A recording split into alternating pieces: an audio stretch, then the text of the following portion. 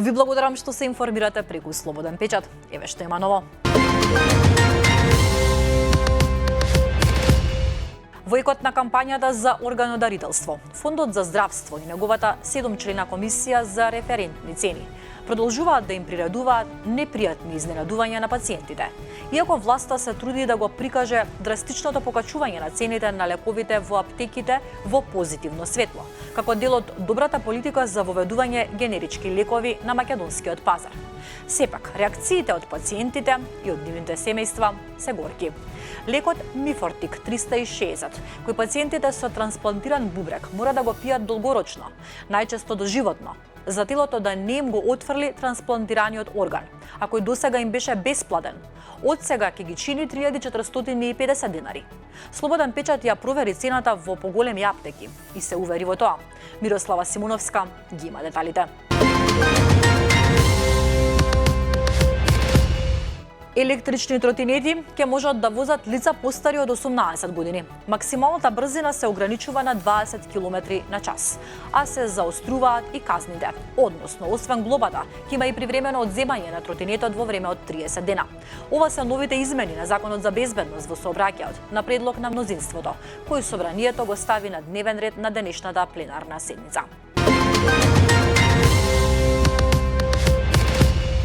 Комисијата за стамбени прашања при владата продолжено дискриминира 100% воен инвалид кој учествувал во конфликтот во 2001 година во Македонија, на начин што 25 години поред не му дава стан од државата, а им доделила стан на други со помал степен на инвалидност уште во 2006-та, констатираше Комисијата за заштита од дискриминација. Ова се случува и покрај тоа што во Македонија има слободни станови кои не се доделени и зјаат празни. Дознајте повеќе од текстот на Мирослава Симоновска.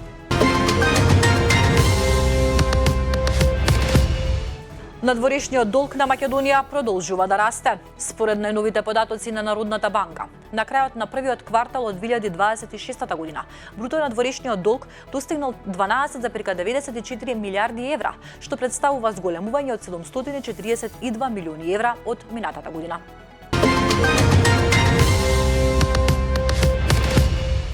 Нереализирани кредити, неискористени средства за модернизација, плаќање панели за неискористени средства од кредити и многу други сериозни проблеми во секторот затекнал министерот за земјоделство, шумарство и водостопанство Цветан Трипуновски, кога ја презел функцијата пред 2 години.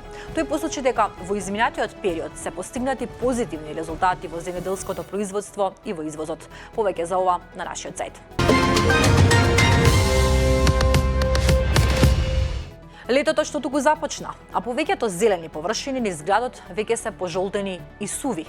Градскиот парк, што до пред една недела имаше зелена трева, се исуши после неколку жешки денови. Граѓаните од различни населби на Скопје посочуваат дека секаде е иста ситуацијата и низ парковите, и на кеот, и на површините меѓу зградите. Во однос на тоа зошто нема прскалки во градскиот парк, каде што се наводнува со техничка вода.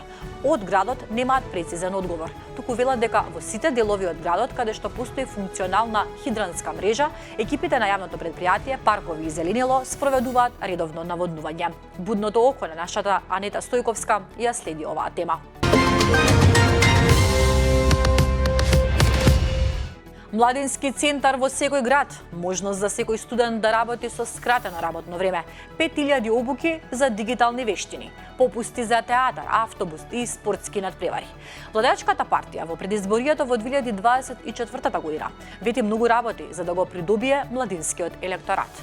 Но, 2 години подоцна, до половина од мандатот, извршната власт ја остави областа млади долу на листата на приоритети. Во текстот на Бојан Шашевски, што е ветено, а не е исполнето досега. Во брутална тепачка во Задар синоќа до смрт бил претепан поранешниот советник од редовите на владеачката партија ХДЗ, според информациите 51-годишниот Милан Драча, познат како Лало, починал во болница во Задар, како последица од тешките повреди што ги здобил во тепачката.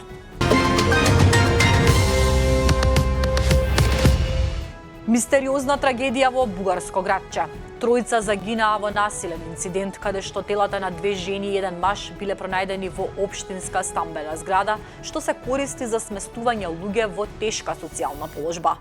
Третата жртва е 15-годишно девојче кое било присутно за време на инцидентот и скокнало од балконот.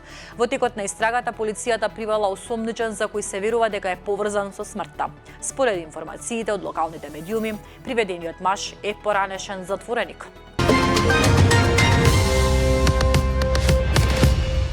Унгарската полиција уапсила 30-годишен болничар под сомнение дека откопувал гробови и јадел човечки остатоци.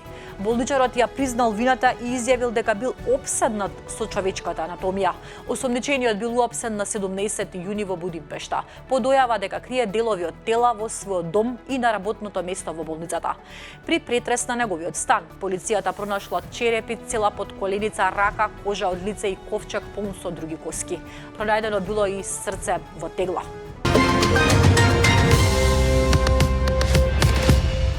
Оса уби свештеник во Словенија, го каснала за време на миса.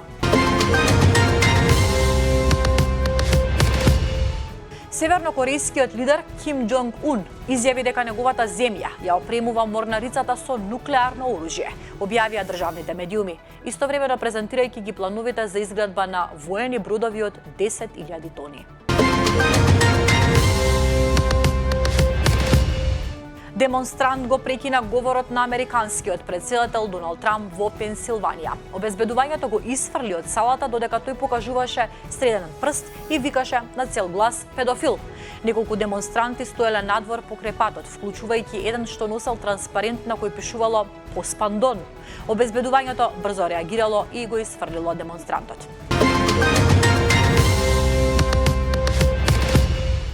А од убавите вести издвојуваме.